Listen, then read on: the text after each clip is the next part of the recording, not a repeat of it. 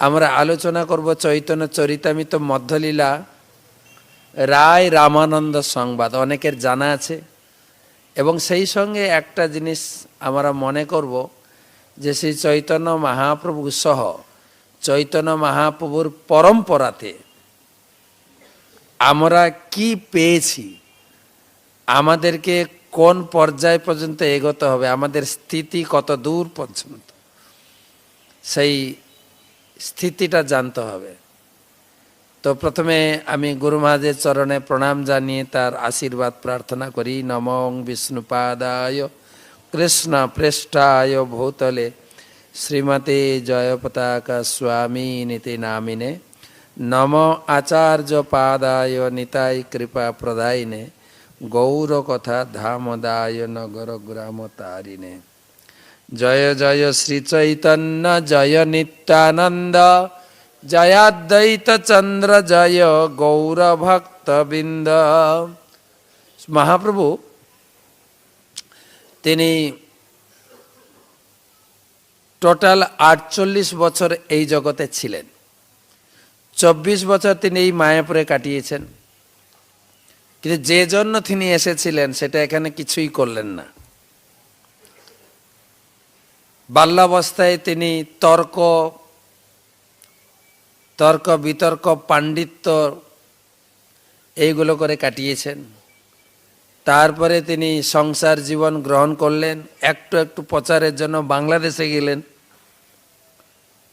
তা আবার 2 মাস বাংলাদেশে থাকার পর সংবাদ এলো লক্ষ্মীপ্রিয়া মহাপ্রভুর বিরহে তিনি প্রাণ ত্যাগ করেছেন।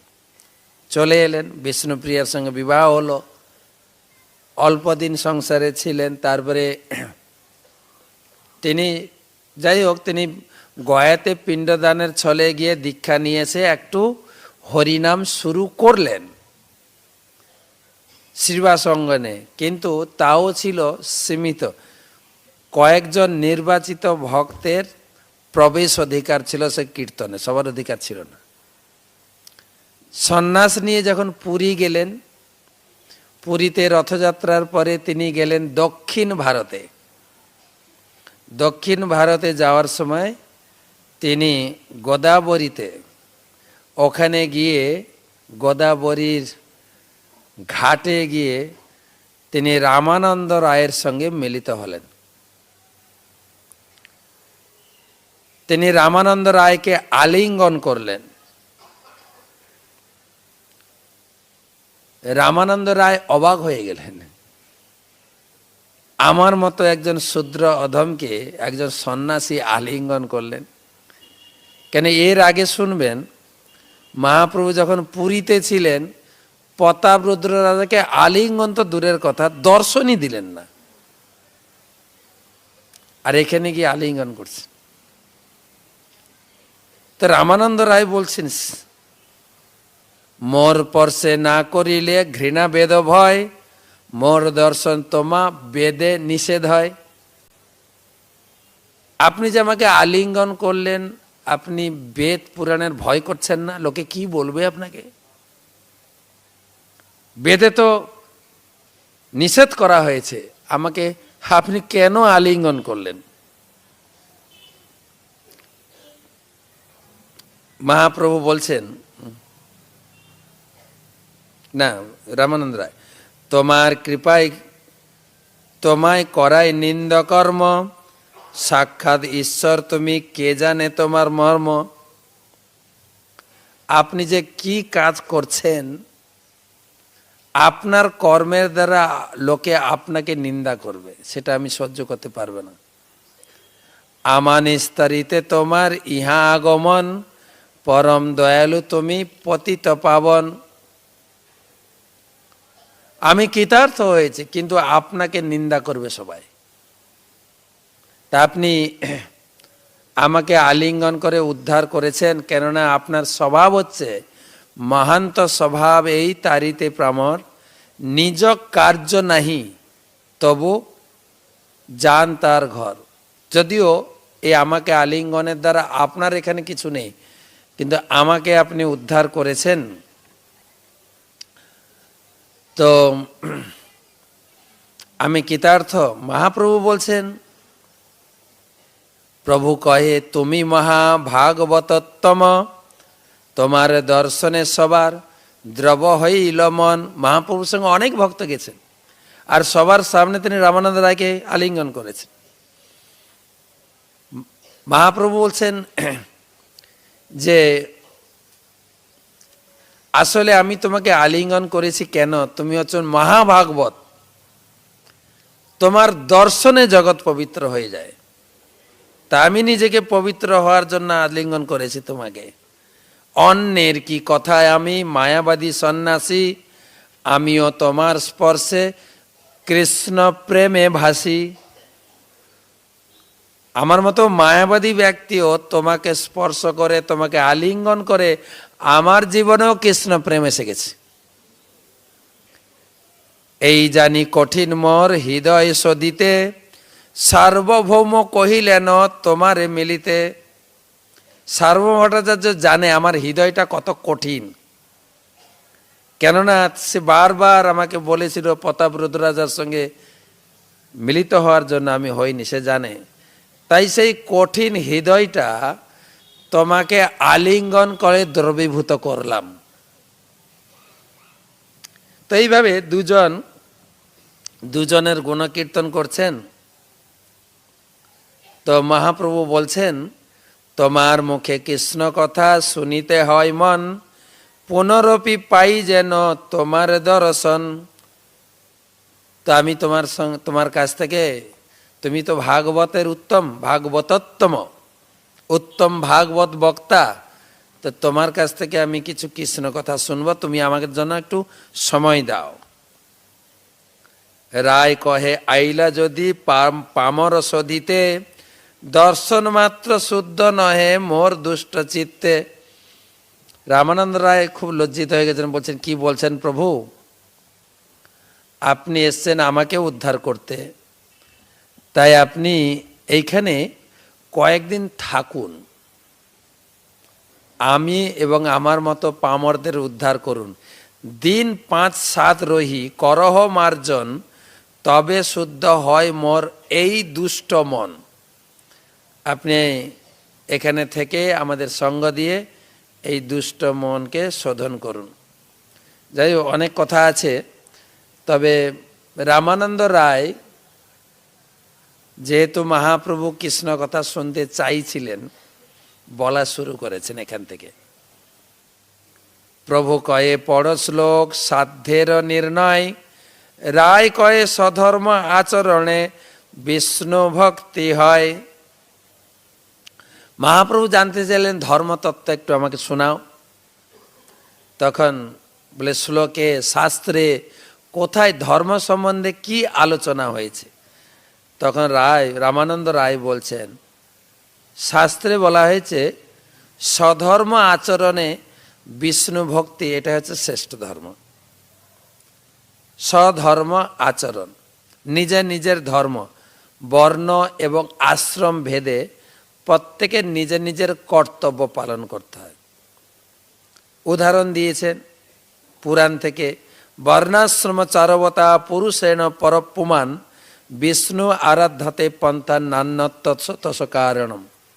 যে এই বর্ণাশ্রমের মাধ্যমে ভগবানকে খুশি করার পন্থা, এর থেকে বড় পন্থা আর নেই। মহাপ্রভু কিন্তু এটাকে এতটা গ্রহণ করলেন না। প্রভু কহে এহ বাহ্য, আগে কহ আর, রায় কয়ে কৃষ্ণ কর্মার্পণ সর্বসাধ্য সার। মহাপ্রভু বললেন বর্ণাশ্রম ধর্মটা ঠিক আছে, এর উপরে কি আছে বলো। তা আপনার মনে রাখবেন কিন্তু প্রথমটা হলো বর্ণাশ্রম, প্রথমটা হলো মনে রাখবেন। বর্ণাশ্রম বলতে কি বোঝা হলো, মানে প্রত্যেকের নিজের নিজের কর্তব্য, আশ্রম ভেদে বর্ণ ভেদে প্লাস নিজের নিজের কর্তব্য। পুত্র হিসাবে পিতামাতার সেবা করা, তো যা যা কর্তব্য রয়েছে। মহাপ্রভু বললেন ইহ বাহ্য, এটা ঠিক আছে, কিন্তু এর উপরে আর কিছু বলো। তখন রামানন্দ রায় 2 নম্বর পয়েন্ট বললেন, কৃষ্ণে কর্মার্পণ। যা কিছু আপনি করেন, ঘর বানিয়েছেন কৃষ্ণকে অর্পণ করে দেন, রান্না করেছেন খাবেন, প্রথমে কৃষ্ণকে অর্পণ করে প্রসাদ পান, যেটা আমরা করছি। তাহলে এটা হলো 2 নম্বর স্তর। প্রথমটা কি ছিল? বর্ণাশ্রম হচ্ছে সাধারণ লোক। সাধারণ লোক যারা ধর্ম করছেন তারা 1 নম্বর স্তরে আছেন। আপনারা দেখবেন তাদের ধর্ম আচরণের সঙ্গে আমাদের ধর্ম আচরণটা মিলছে না। আমরা শুধু কৃষ্ণ পূজা করি, দেশ সেবা, জাতি সেবা, পিতামাতার সেবা এতটা প্রাধান্য না দিয়ে কৃষ্ণ সেবা করছে। কিন্তু এটাও মানতে হবে, কালকে এখানে গুরুমাদের ক্লাসের পরে আমাদের একটা গৌড়ীয় মঠে নেমন্তন্ন করেছিলেন, গেছিলাম। তাদের বিগ্রহ প্রতিষ্ঠা ছিল, এখান থেকে গেলাম। পরম মানে গুরুদেবের বিগ্রহ প্রতিষ্ঠা। তিনি ভক্তি সিদ্ধান্ত সরস্বতী ঠাকুরের শিষ্য ছিলেন, পরম পূজ্য শ্রীমৎ ভক্তি কুমুদ সন্ত গোস্বামী মহারাজ। তার বিগ্রহ প্রতিষ্ঠা হলো। তো তার সম্বন্ধে আমাকে কিছু বলতে বলছিলেন। তো আমার সৌভাগ্য হয়েছিল শ্রীমৎ ভক্তি কুমুদ সন্ত গোস্বামী মহারাজের সঙ্গে আমি মিলিত হয়েছিলাম কিছুক্ষণের জন্য। যখন আমি গ্রন্থ প্রচারে যুক্ত ছিলাম মেদিনীপুরে, উনি খড়গপুরের মঠে থাকতেন, সেখানে সঙ্গ পেয়েছি এবং খুব স্নেহ করতেন। এবং সেই সঙ্গে কলকাতায় যিনি শেষের দিকে উনি অসুস্থ হয়ে গেছিলেন বিছানা শয্যায়, সেখানেও গিয়েছিলাম। তো সেখানে শেষ উপদেশ আমাকে বলছেন, তোমার সঙ্গে তো অনেক দিন দেখাশোনা দেখছি তোমাকে। তো অনেকজন ব্রহ্মচারী, আমার গাড়ির পুরো টিম ছিলাম। তো বলছেন ব্রহ্মচারী হিসাবে 2-1টা কথা বলে। হ্যাঁ ম্যাম, বলুন, অবশ্যই বলবেন। তো তখন শ্রীমৎ ভক্তি কুমুদ সন্ত গোস্বামী মহারাজ হচ্ছেন আমাদের প্রভুপাদের গুরু ভাই ছিলেন। তো তিনি বলছিলেন, দেখো তোমরা ব্রহ্মচারী, ছেলে হিসাবে কর্তব্য হচ্ছে পিতামাতার সেবা করা। পিতামাতার সেবা না করে তোমরা ফেরত এসছো, চলে এসছো বাড়ি ছেড়ে। তার মানে পিতামাতার সেবার করা ঋণের ভার তোমার মাথার উপরে আছে। পুত্র হিসাবে পিতামাতার সেবা করা উচিত। তা করছো মানে পিতামাতা ঋণের ভার মাথায় তোমার আছে, পাপের ভার। যদি পিতামাতার সেবা না করো, পাপের বোঝা নিয়ে বইবে তুমি, আর বইছো। তবে ঠিক আছে, পিতামাতা ছেড়ে এসে এখন গুরু বৈষ্ণবের সেবায় বা কৃষ্ণের সেবায় নিজের জীবনকে উৎসর্গ করেছো। যদি ঠিকভাবে কৃষ্ণের সেবায় উৎসর্গ করো, তাহলে ওই পাপের বোঝা নেমে যাবে, পাপের বোঝা কাজ করবে না মাথায়। কিন্তু যদি গুরু বৈষ্ণবের সেবা ভালোভাবে না করো, তখন কি হবে? ওটা ছিল পাপের বোঝা, আর এটা হবে অপরাধের বোঝা। দুটো বোঝা নিয়ে কোথায় যাবে? পাপের বোঝা নিয়ে লোকে নরকে যায়, কিন্তু এই 2 বোঝা নিয়ে যে কোথায় যাবে তোমরা চিন্তা করো। তাই তোমাদের প্রতি আমি অনুরোধ করছি, যেটা আমরা ওনার গুরুদেব ছিল ভক্তি সিদ্ধান্ত সরস্বতী ঠাকুর প্রভুপাদ যা আমাদের বলে গেছেন, একটা জীবন উৎসর্গ করে দাও, তোমাদের হাতে সুযোগ আছে, একটা জীবন উৎসর্গ করো গুরু বৈষ্ণবের সেবা, তিনি বলছিলেন। তো এখানেও তাই সাধারণ লোক তাই কর্তব্যবোধে পিতামাতার সেবা করা এসব করছেন, কিন্তু আমরা ছেড়ে দিয়েছি। আমরা এখন কি করছি না, কৃষ্ণে কর্মার্পণটা উদাহরণ দিয়েছেন। যৎ করসি যদ অশ্নাসি যৎ জোহসি দদাসি যৎ তপস্বসি কৌন্তেয় তৎ কুরুস্ব মদর্পণ। তুমি যা খেতে চাও, যা দান করতে চাও, তপস্যা করতে চাও, ঘর বাড়ি বানিয়ে থাকতে চাও, কিন্তু আমাকে উৎসর্গ করো। এটাতে আমরা আছি। ক্লিয়ার? বাইরের লোক আছে 1 নম্বরে, আমরা আছি 2 নম্বর স্থানে। কিন্তু মহাপ্রভুর এটাও ততটা পছন্দ হলো না। প্রভু কহে এহ বাহ্য আগে কহবার, রায় কহে স্বধর্ম ত্যাগ এই সাধ্যসার। প্রথমটা ছিল জোরে বর্ণাশ্রম, দ্বিতীয়টা কৃষ্ণে কর্মার্পণ, 3 নম্বর স্বধর্ম ত্যাগ।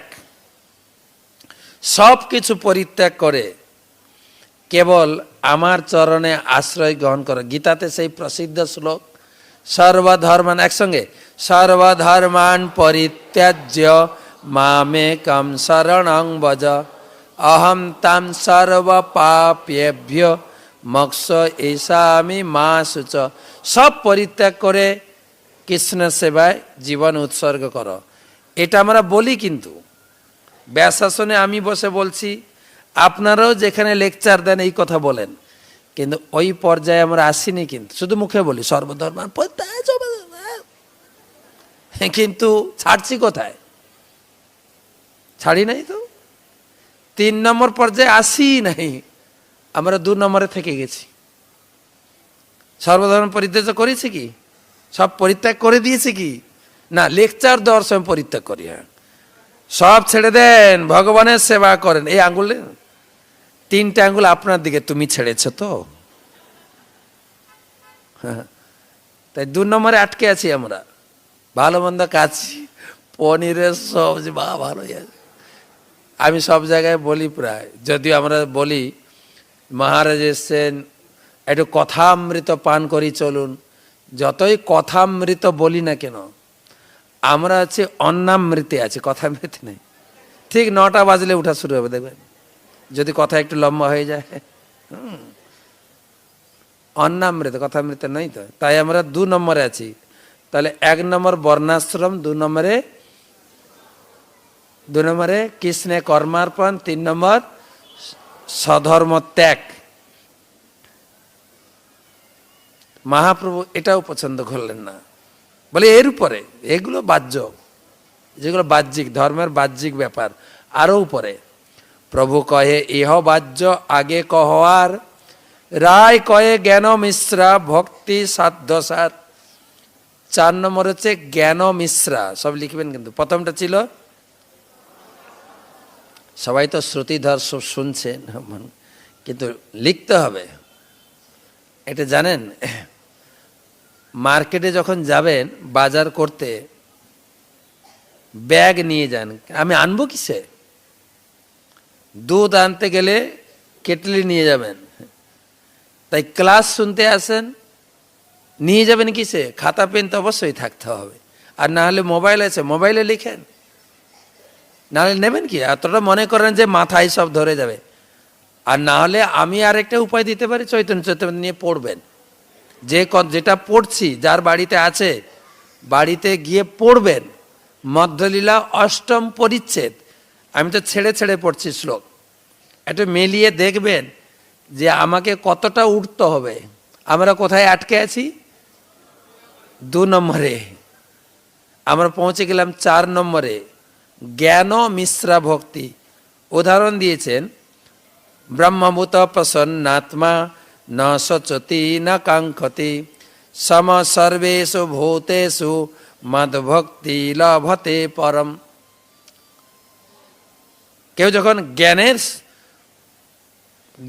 জ্ঞান অনুশীলন করতে করতে মোক্ষ পর্যায়ে পৌঁছে যায়, তখন সে ব্রহ্মভূত স্তর লাভ করে। তাহলে কত নম্বর গেল? আরেকবার, বর্ণাশ্রম, কৃষ্ণে কর্মার্পণ, স্বধর্ম ত্যাগ, জ্ঞান মিশ্রা। 4র্থ, প্রভু কহে পঞ্চম, প্রভু কহে এহ বাহ্য আগে কহার, রায় কয়ে জ্ঞান শূন্য। আগে ছিল জ্ঞান মিশ্রা, এবারে হলো জ্ঞান শূন্য। জ্ঞানের এই ব্রহ্মস্তর পেরোতে হবে। জ্ঞানে প্রয়াস মুদপাস্য নমন্ত এব জীবন্তী সম্মুখরিতাম ভবদীয় বার্তাম স্থানে স্থিতা শ্রুতিগতাং তনুবাং মনোবি য প্রায়স অজিত জিত অপিয়সিত তৈ স্ত্রীলোক্যাম। নিয়মিত ভাগবত কথা শুনুন। ভাগবত কথা শুনতে শুনতে শুনতে শুনতে আপনার চিত্ত ভগবানের চরণে অর্পিত হয়ে যাবে। প্রথমটা বর্ণাশ্রম। আমি রিপিট করছি, যেহেতু সবাই হাঁ করে শুনছেন তো লিখছেন না। প্রথমটা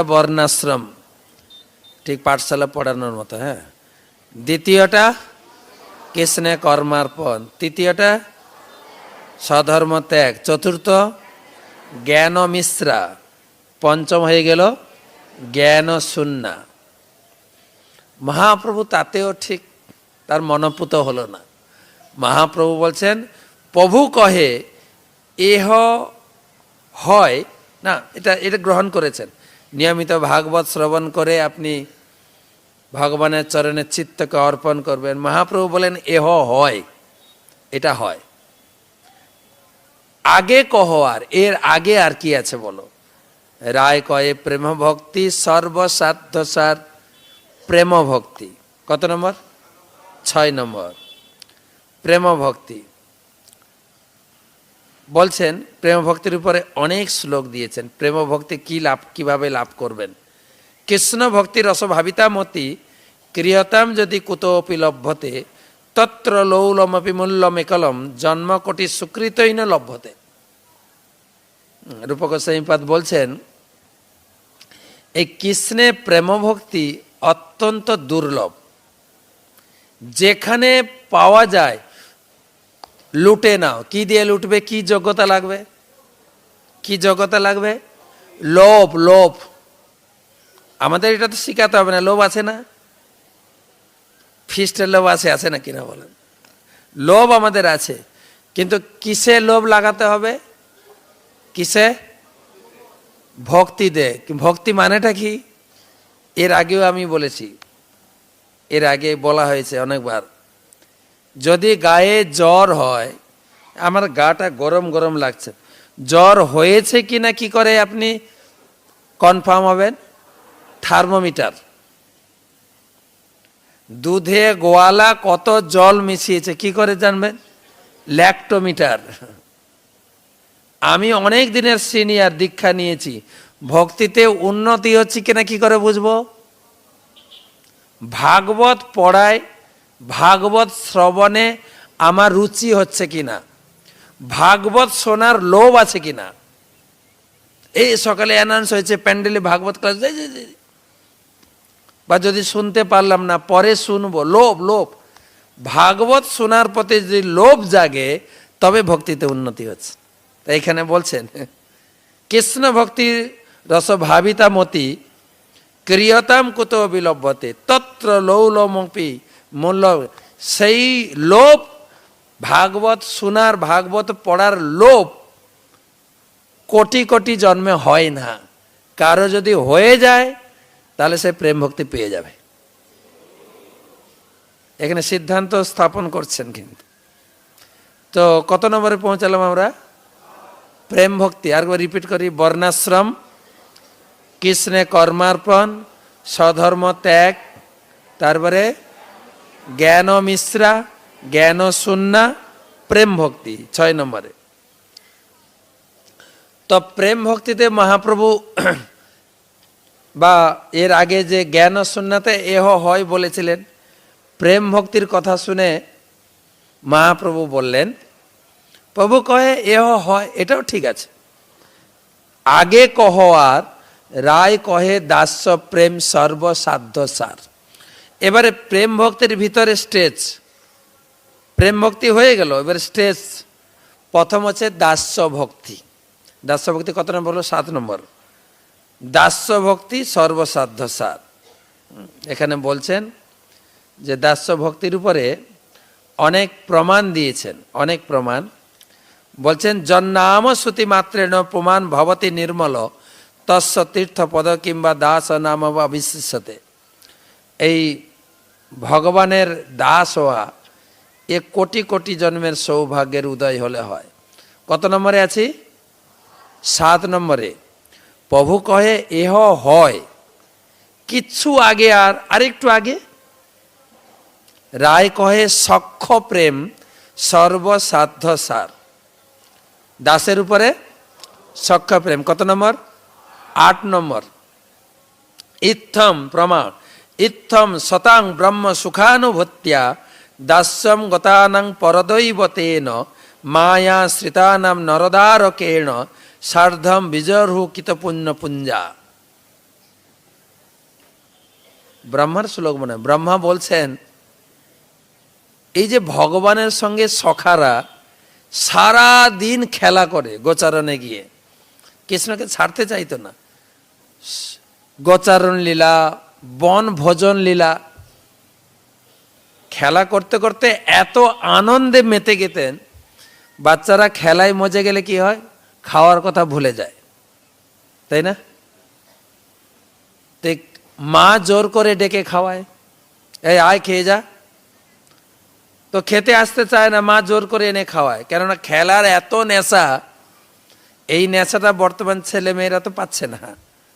কেন বর্তমান ছেলে মেয়েরা, আমরাও খেলেছি 6 বছর 7 বছর, 6 বছরের পড়া, 6 বছরের পরে পড়া শুরু করতাম, আর এখন 2.5 বছর হলেই পিঠে বুক ব্যাগ। আর খেলাধুলা গেছে, খেলাধুলার মাঠও নেই, যা করতে হবে ঘরের ভিতরে, ইটিং মিটিং খেলিং যা করো ঘরের ভিতরে, হাগিংও ঘরের ভিতরে, সব ঘরের ভিতরে, ঠিক আছে? তো সেই কিন্তু ভগবানের সঙ্গে খেলাধুলা করতো বাচ্চারা, ভুলে যেতেন। আর ভগবান খেলতে যেতেন কোথায়? মাঠে। মা আছে ঘরে, মা খাবারের পুটলি দিয়ে পাঠিয়ে দিয়েছেন, কিন্তু ঘরে থাকলে না মা ডেকে খাওয়াবে, ঘরে নেই তো। মা কোথায়? মা তো ঘরে, বাচ্চারা মাঠে। তাই মায়ের মতো আরেকজন ব্যক্তি যে বাচ্চার খুব প্রিয়, দুবার মা বলে, বলুন তো, মা মা মামা, মামা খাওয়াতো কৃষ্ণকে। প্রতিদিন 3টে করে অসুর পাঠাতেন। প্রথম অসুর সকালে পাঠাতেন, বধ করার পরে মনে পড়তো, ও খিদে লেগেছে, বসো সবাই খাই, তখন খেতে বসতেন। আর খুব আনন্দ করে খেতেন, মজা করে খেতেন, আনন্দ করে মজা করে। কানাই মাঝখানে বসতেন, চারিদিকে সখারা বসতেন, সবাই কানাইয়ের মুখের দিকে হাঁ করে তাকিয়ে খেতেন, চোখ ঘোরাতো না, কি খাচ্ছি দেখছে না।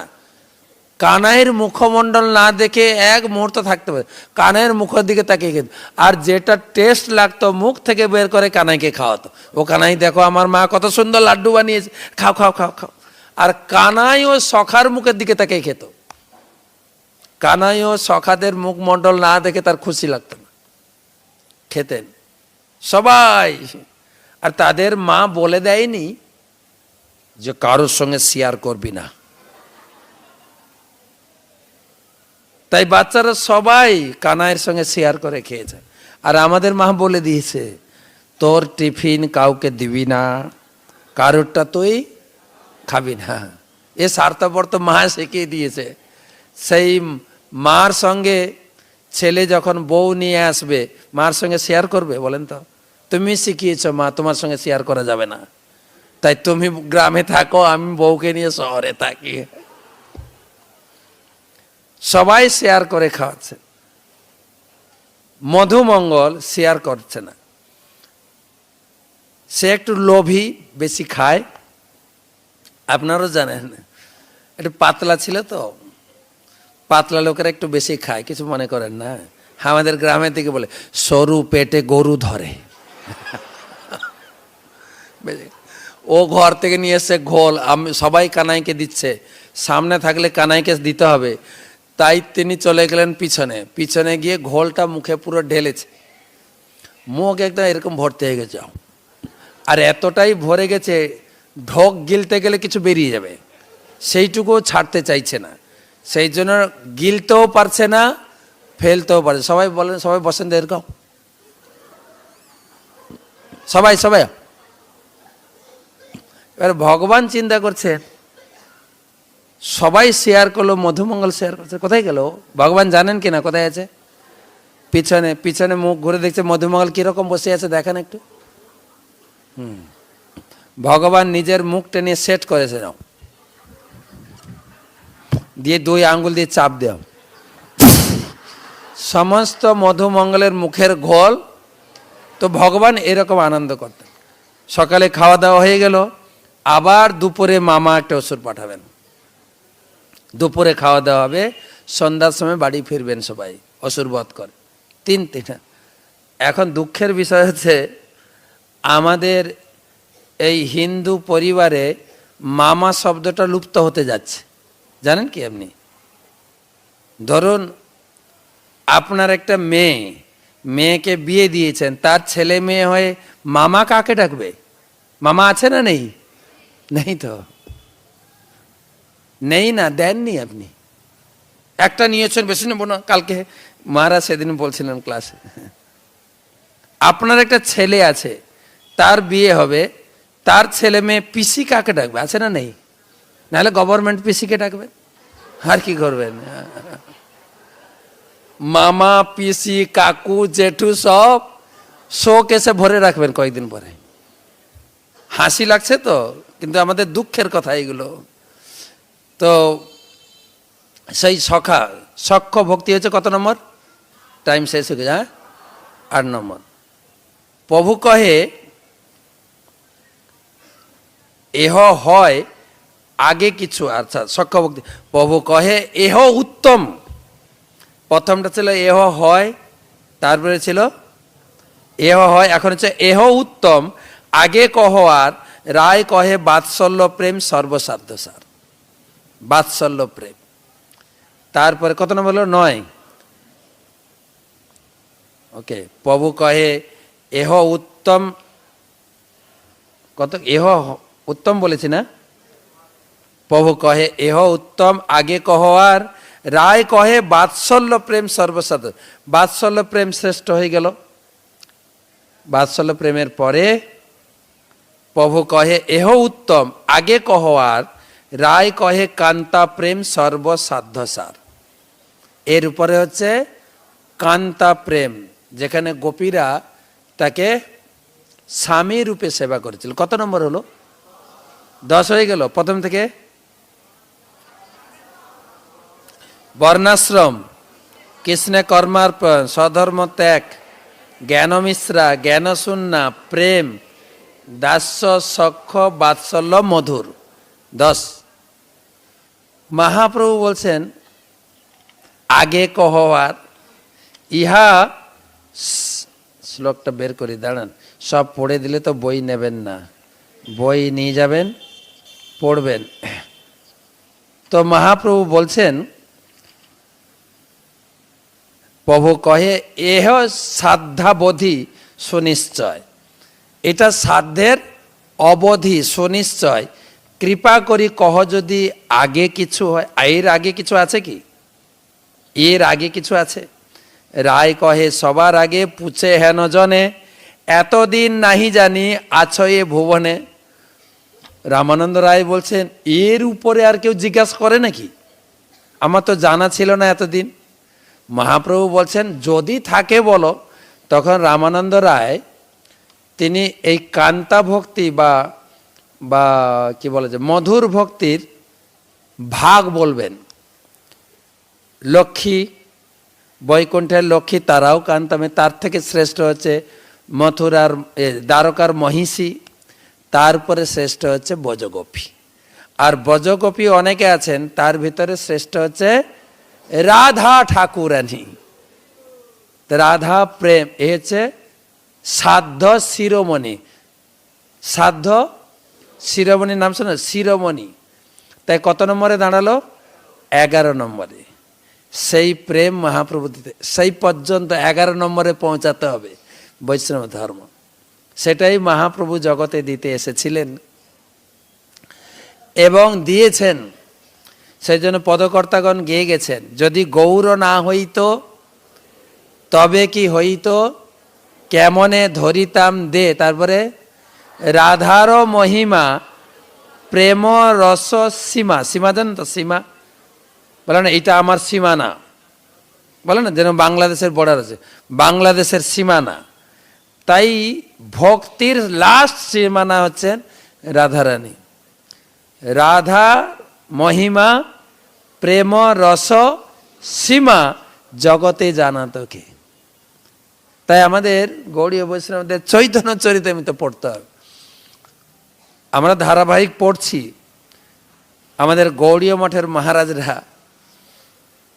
শুধু চৈতন্য চরিতামৃত পড়ে, শুধু চৈতন্য চরিতামৃত। আমার সৌভাগ্য হয়, আমাদের একটা এই যত গৌড়ীয় মঠ আছে সব মঠের এক একজন সন্ন্যাসীদের নিয়ে আমাদের একটা সংঘ আছে, সারস্বত পরিবার, ভক্তি সিদ্ধান্ত সরস্বতী ঠাকুরের পরিবার আমরা, গৌড়ীয় শাশ্বত সংঘ। তো গুরু মহারাজ আছেন চেয়ারম্যান। তো গুরু মহারাজ আমাকে পাঠান, আমি প্রায় অনুষ্ঠানগুলো যাই।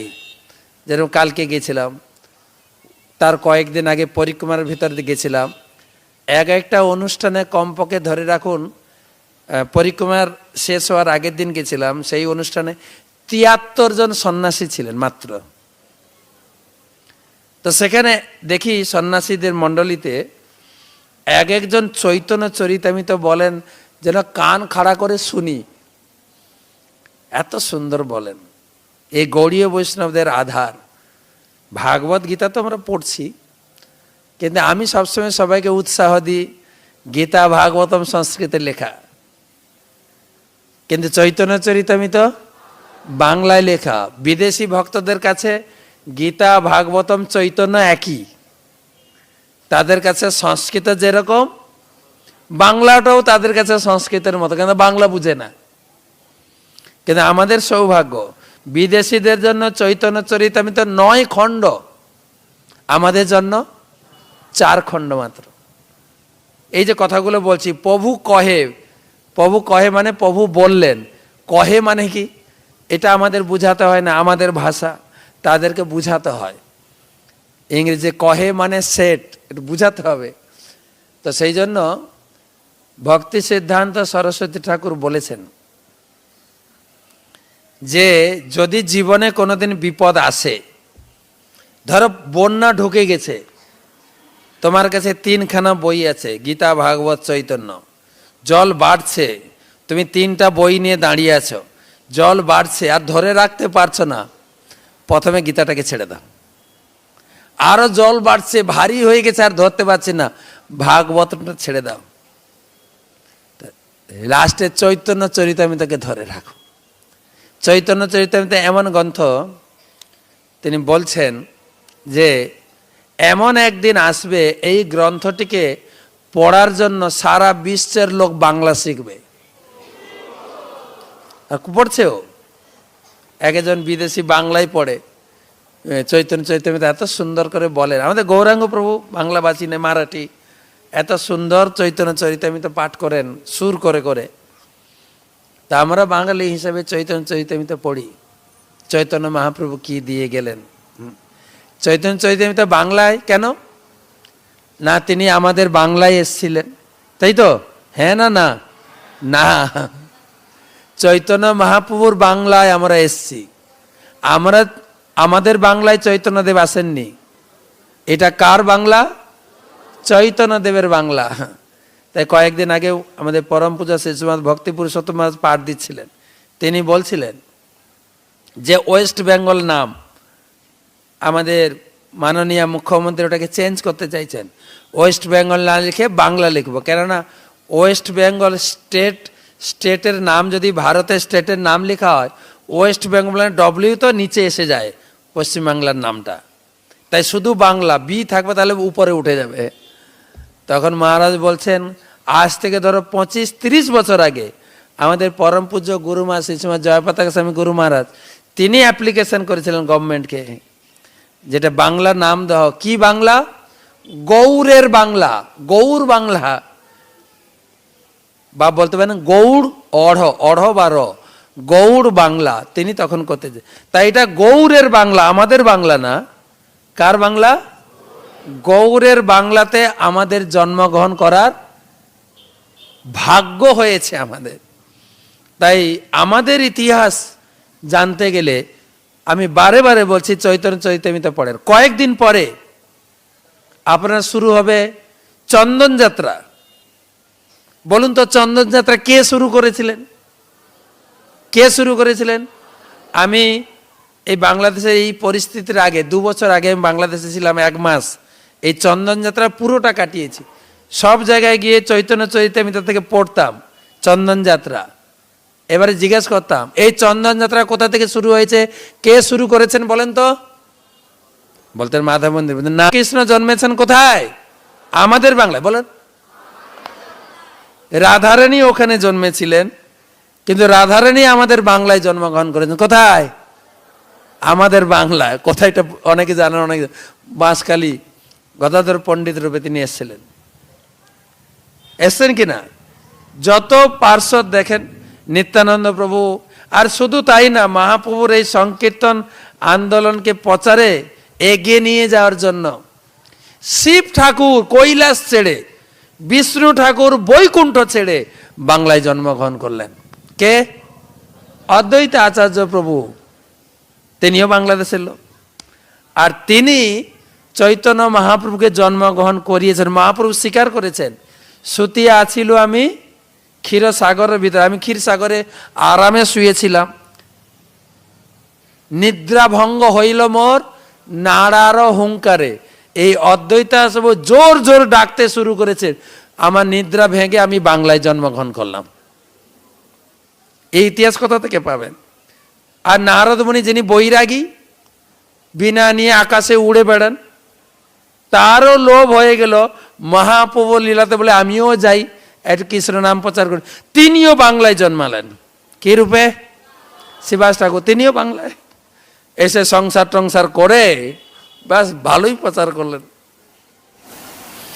তাই বাংলার ইতিহাস, বাংলার গর্ব, বাংলার গৌরব জানতে বাংলা চৈতন্য চরিতামৃত পড়ুন। যেবা নাহি জানে কেহ, শুনিতে শুনিতে সেহ, কি অদ্ভুত চৈতন্য চরিত, কৃষ্ণ উপজীবে প্রীতি, জানিবে রসের রীতি, শুনিলেই বড় হয় হিত। চৈতন্য চরিতামৃত রাখলেই, চৈতন্য চরিতামৃত স্পর্শ করলেই, চৈতন্য চরিতামৃত পড়লেই আপনার হিত হবেই। তাই দান করুন, যার নেই তাকে দিন, পড়ুক। আমার বাংলার ঐতিহ্য জানতে চৈতন্য চরিতামৃত বাড়িতে রেখেছেন। গরুমা সেদিন বলেছেন, গৌর পূর্ণিমার আগের দিন, আমাকে সবাই দান করে, আমি নিয়ে কি করব? তোমরা পড়ো আর কাউকে দাও পড়তে।